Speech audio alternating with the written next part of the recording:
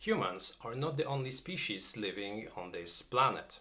But when looking at all the animals which live among us, are you able to tell anything more about them apart their name?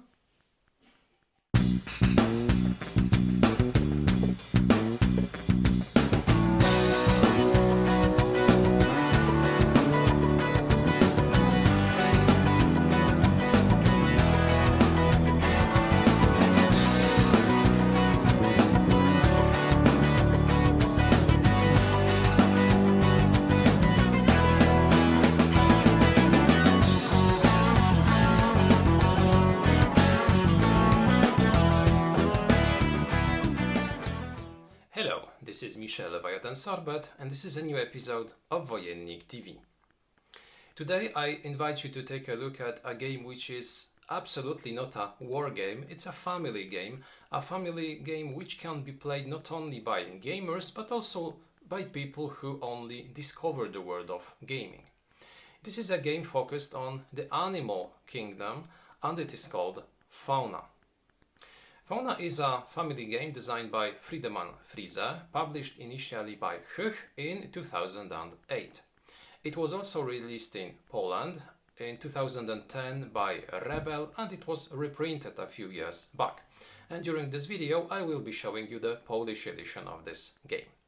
This is a game for 2 to 6 players, aged 8 or higher, during which all players will try to guess where animals which are drawn on cards, which are part of the components of the game, live, and what are the measures, their height, their length, or maybe the length of their tail.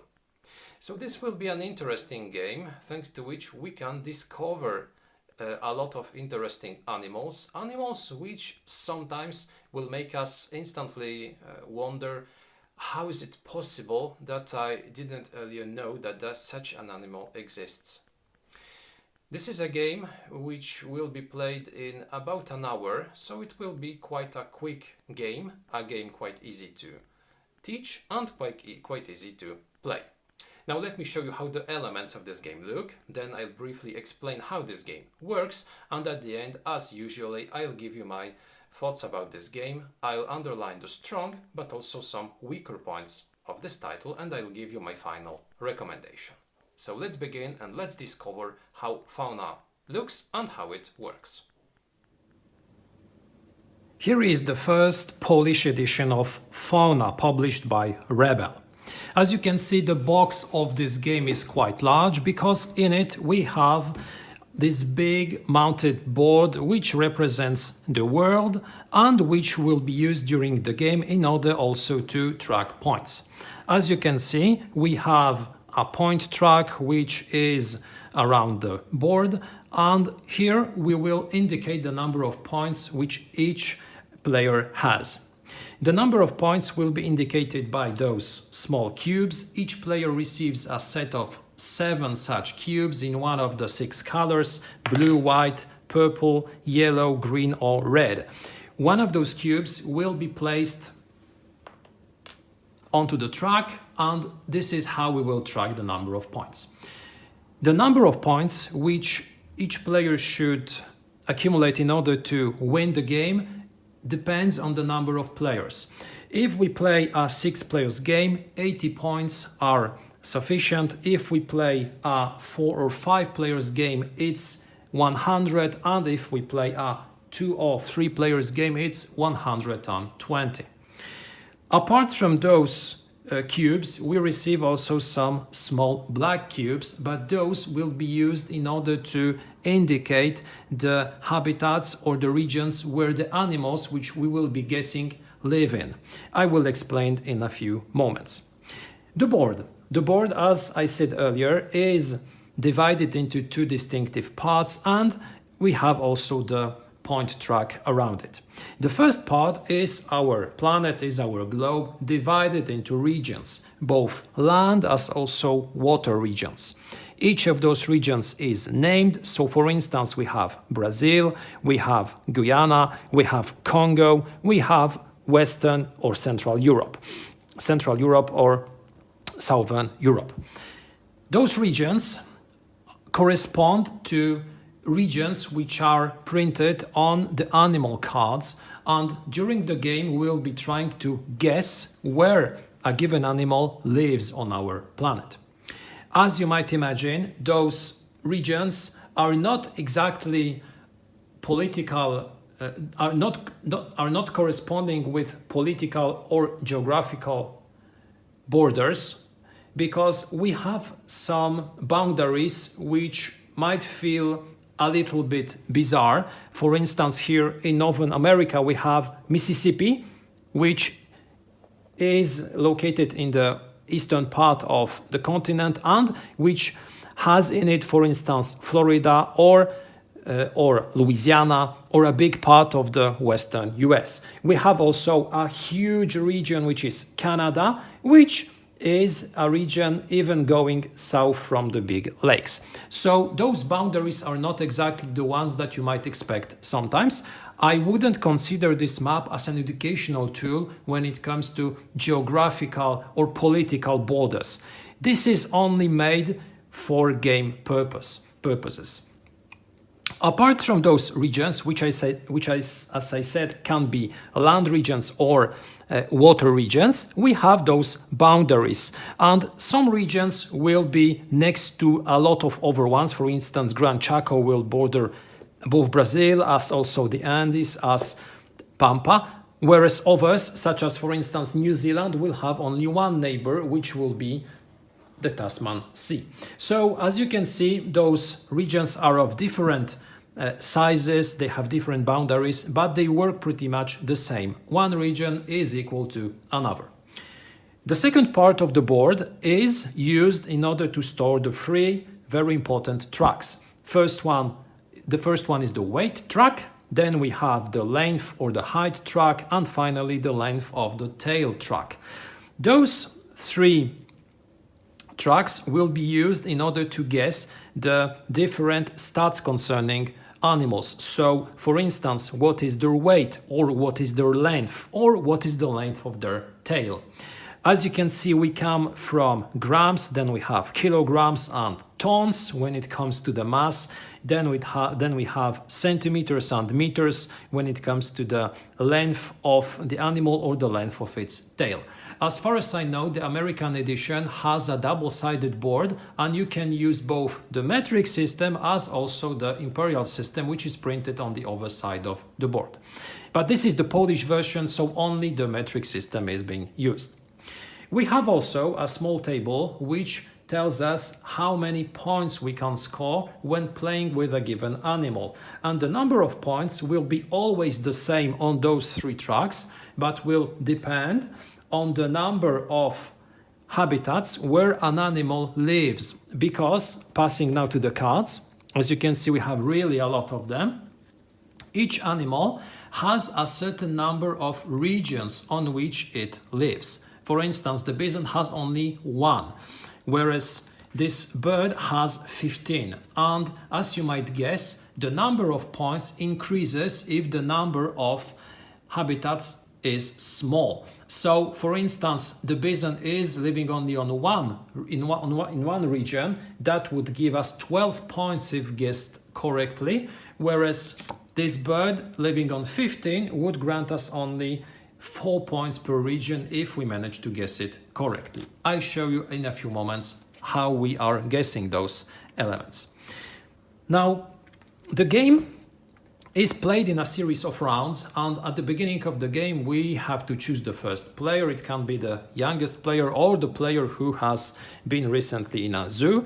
This player receives the first player token, which is this lion. Starting from this player, all players will have the option of bidding or of trying to guess one of the information concerning the animal. As you can see, an important element of the game is also this stand, which not only stores cards, but it stores them in such a way that we can see only the depiction of the animal, its name, both in the language of your edition and in Latin, and also the number of regions where it lives, and the stats, the parameters which we will be guessing. In this case, this would be their weight, their length and the length of their tail. But if we can see another one, here is a bird where we will be guessing only the weight and its complete length. As you can see also, those cards are double-sided, so we have two different animals on both sides. In general, the green ones with the green border are the more frequent animals, the more known animals, which are meant to be easier to guess. The black ones are those more rare. So when preparing the game, you can choose if you want to play an easier version using the green cards or maybe a harder version using the black ones. You can also mix them. This is what I do always, and you can play both green and black cards during a game. Now, when such a card is unveiled, you can see only, as I said earlier, the basic information about it. So its name, you have depiction of the animal, and you can see also what parameters we can guess. And starting from the first player, each player will have an option of passing, but passing is definitive and you cannot again do something during your next turn, or placing one of your remaining cubes onto the map or onto one of the trucks. Placing the cube onto the map means that I am guessing, for instance, that this animal lives in Mississippi, or maybe I can guess that it lives in Congo.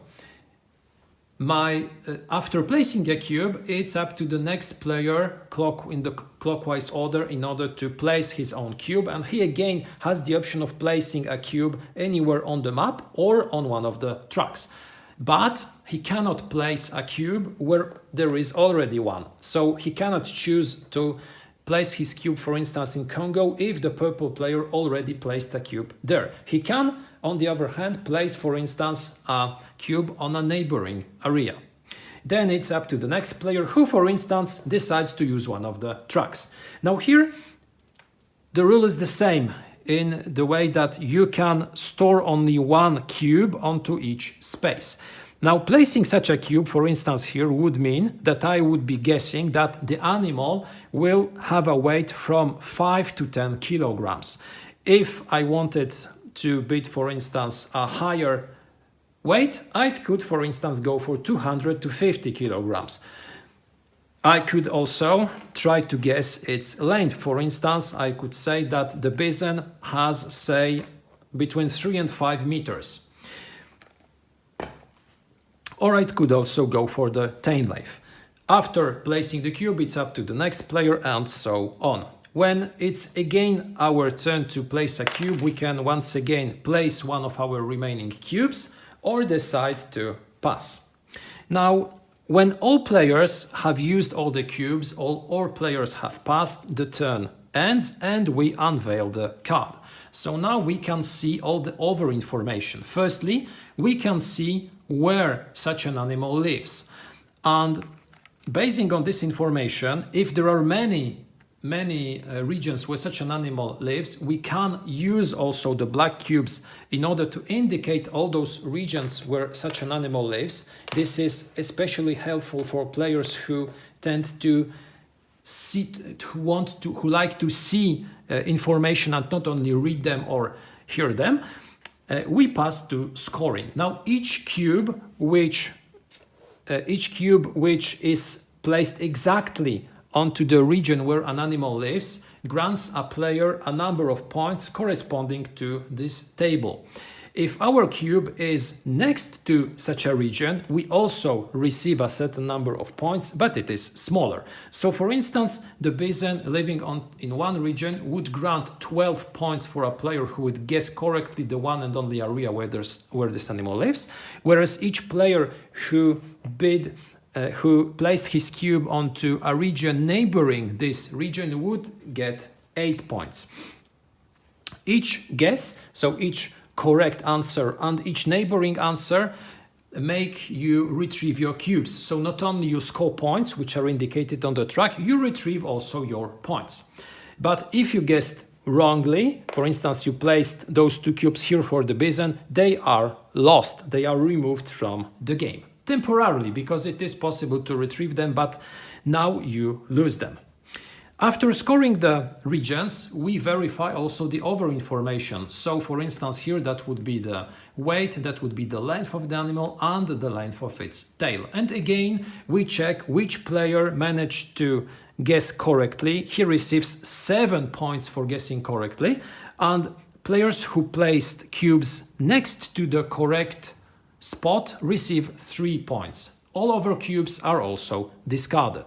Now, as you can see, sometimes we have big differences between the minimum and the maximum, for instance, weight. In this case, it is possible for more than one player to receive the maximum number of points.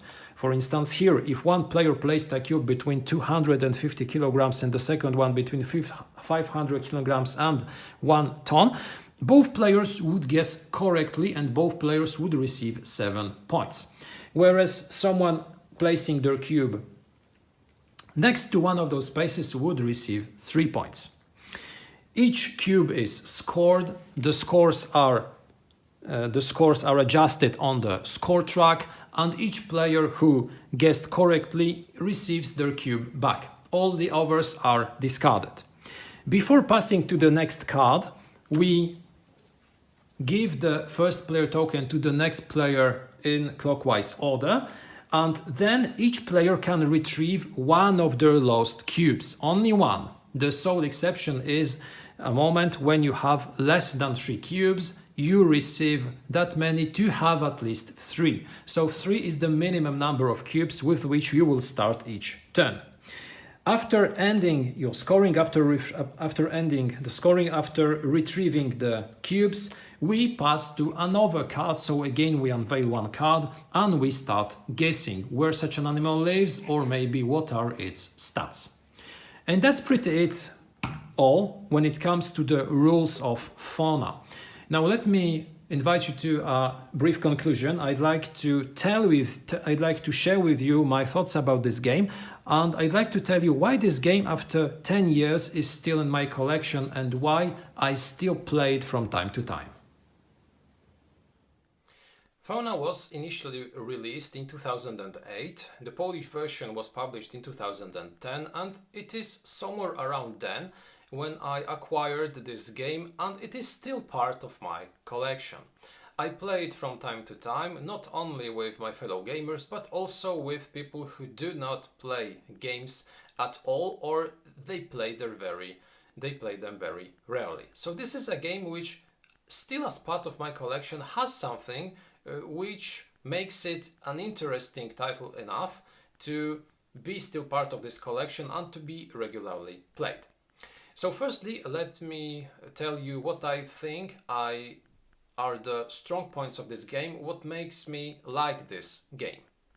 Firstly, if we concentrate on this physical aspect, on the quality of the elements, I think one of the major advantages, one of the major strong points of this game is its visual aspect, is the fact that in this game we receive those fantastic cards with great artwork. Each and every animal has their own distinctive picture, which is always very intriguing, which is always very pretty. And when you look at this game, when played, those cards are absolutely the most important element, and at the same time, in my opinion, the most pretty one. The pictures of the animal are very diverse in this way that we get animals from almost all animal kingdoms, apart maybe from insects, and in this game each animal will be represented in a different pose. Sometimes you will even wonder if such an animal even has a tail, because it is being represented in such a way that you can wonder, and I think it's a clever idea. The map board is functional, it stores everything that you need in order to play, but I'll tell you a few more words about the map at the end of this review when talking also about some issues. Now, the second thing which concerns this visual aspect and the quality of the components is this additional booklet, because you receive not only the rule book, you receive an additional booklet which enables you to learn more about animals which are present in this game. So you can read about what they eat, what type of animal it is, what are some curiosities about those animals. So it enables you to enhance your knowledge about those animals, and this is a nice educational addition. Although I believe even after reading such a booklet, even after playing one or more games of Fauna, you will still not know a lot more about animals than you did before. The major step forward will be the knowledge that an animal of such a name exists, because you have a great diversity of animals. You have not only those obvious ones such as a wolf, such as maybe a gazelle or a lion. You'll have some very bizarre, very rare animals, and I think it's okay, because adding those rare animals enables you also to choose the level of difficulty. If you want to play more obvious animals, you can just choose the corresponding background color of the cards. If you want some more bizarre, some more rare animals, then you can choose the other background, and it's okay. I personally use both. I use a mix, both of the easy ones and of the more rare.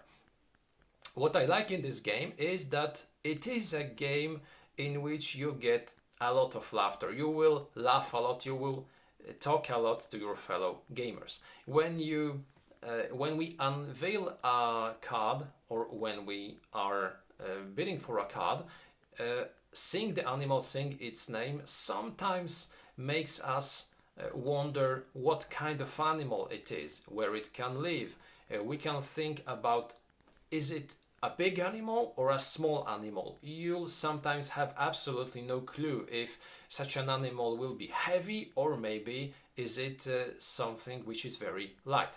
So you will sometimes be wondering what type of measurement you should bid on, or ways where such an animal lives. And looking at the choices made by your fellow gamers, you will wonder if they know something or if they are just pure guessing. And after revealing the true stats of such an animal, when seeing where such an animal lives, for instance, everyone bid that such an animal lives in Southern America, and it then is unveiled that such an animal lives in the Malaya. Well, there is a lot of laugh. And sometimes looking at the choices made by some players, you are also laughing, because you know that they are 100% wrong, but they are convinced that they are right.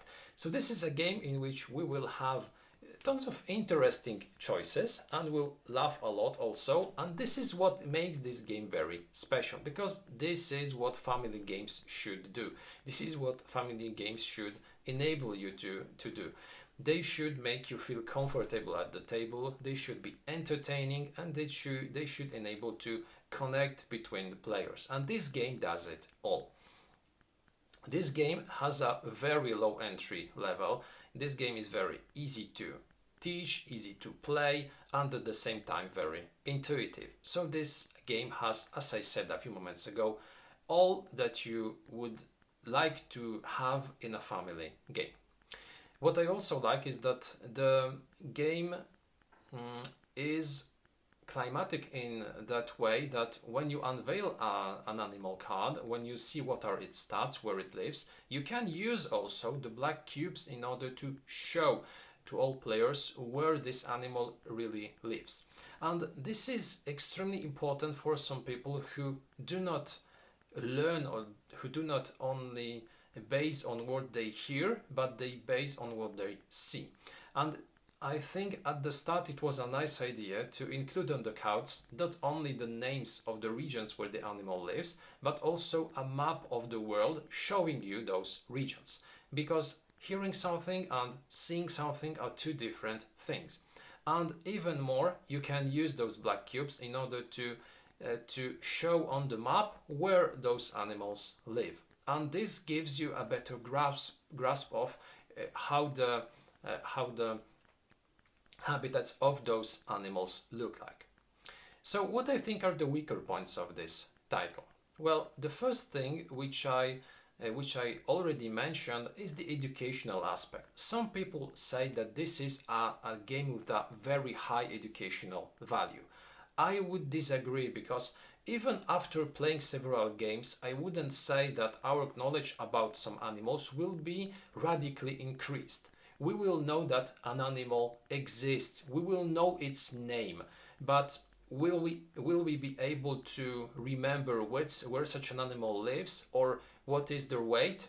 Maybe during 1 or 2 days, but after 3 months after playing such a game, I'm absolutely certain that the majority of us won't be able to retrace those information, won't be able to tell again what are the measurements of such an animal. Maybe the scale, so we'll be knowing that such an animal isn't huge, it's quite small, but telling exactly what are its measurements would be again a problem. And this is the reason why this game, in my opinion, doesn't have such a huge educational value as some people say. The second aspect is that in the Polish edition, I do not know how it is in other editions, we have some animals which instantly in their name have also the name of the region where they live. So we have, for instance, the Kondor andyjski in the Polish edition, which is the condor, which lives in the Andes. So you instantly know where it lives. And this might be a problem, because if playing according to the rules, if you're the current first player, you'll just go for it. You will you'll place your cube where the animal lives and you will score the maximum number of points. So it gives you actually 3 points. And this is not due to your knowledge. This is only due to the fact that you are first player. We play it a little bit. We introduced a home rule when playing such cards. We judged that it isn't fair to bid where such an animal lives, and we allow only bidding its measurements. And I think it's okay, because it reduces this element of randomness or of giving 3 points to some players. So if you have the same issue in your language version, I maybe recommend you to use this home rule. The second thing is that when designing this game, when creating this game, there had to be some decisions made which might be felt as controversial to some people. The first aspect concerns the board, because here we have not a political map, it's a regional map, but the borders between regions are very different from those that we might expect from a regional map. I have seen some complaints about Northern America, where we have Mississippi, Canada, and some Americans said, why my states are part of Canada? I'm not Canadian. It's bizarre. Some people say that over frontiers are bizarre, are weird, and I'd say that this might be an issue for people who are geographical geeks, who absolutely want games to be very correct in the aspect that they represent. And this game, giving you those frontiers, giving you those borders, might give you some might mislead you when you then want to search for a certain region or our globe for other reasons than playing Fauna.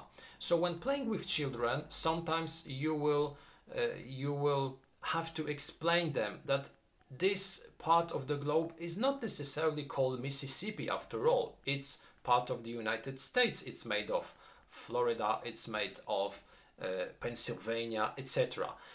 But this will be an issue only in certain cases, and especially for people who, as I said earlier, are very keen on geography. But the second element, which is pretty related to the first one, concerns the cards, because we have some issues concerning where certain animals live. We have some concerns concerning their measurements, and I have seen complaints from players who, for instance, said that they have recently read a book about mammals, and the a species was described with its measurements, and it isn't the same that we have on the card. So again, it will be an issue for people who are especially keen on biology or are keen on animals, who do well know some measurements, who do well know where some animals live. And in the rules, in the rule book, we have an information that those measurements were taken from different sources. Then we had those measurements which were compared one to another, and a final volume was chosen. But even so, sometimes we will be scratching our heads and wondering how such measurements are possible. And the difference between the minimum and the maximum will be very big at times. Sometimes you will get, for instance, only a certain number, for instance 28 centimeters. So there will be no minimum and maximum, only a precise correct number. And it also makes me wonder, is it possible that a species is always of the same size? I think it should be sometimes a little smaller, sometimes a little bigger, because as in the case of humans, we have taller people, we have smaller people, etc. But it, again, in my opinion, is a problem which is not very often, which will occur only when playing with people who are especially keen on animals, who are especially keen on being precise in every matter. Concluding, Fauna is, in my opinion, an excellent family game, a game with a very low entry level, a game very easy to learn, very easy to play, very intuitive with fantastic artwork. A game which will not be very repetitive, because although you can remember some information about animals, about cards, you will still have 360 cards to be played and to play with, and even when playing with some cards after a few months, if you do not have an excellent memory, you will still not be able to remember some facts. So this is a game which I would very highly rank also in the replay value element. If you have the possibility of trying this game, I recommend you should grab it, you should try it, especially if you know that you will be playing with people who are not especially keen on board games, who want some easy games at which you can talk a lot with other players and which make you laugh a lot when played. This was the review of Fauna, published initially by Huch and in Poland by Rebel. I invite you to take a look at our other videos. We have other reviews, we have also some unboxings in English. Take also a look at our Facebook and Instagram accounts. If you want to support Wojennik TV, take also a look at our Patronite account. I wish you a fantastic day and see you next time.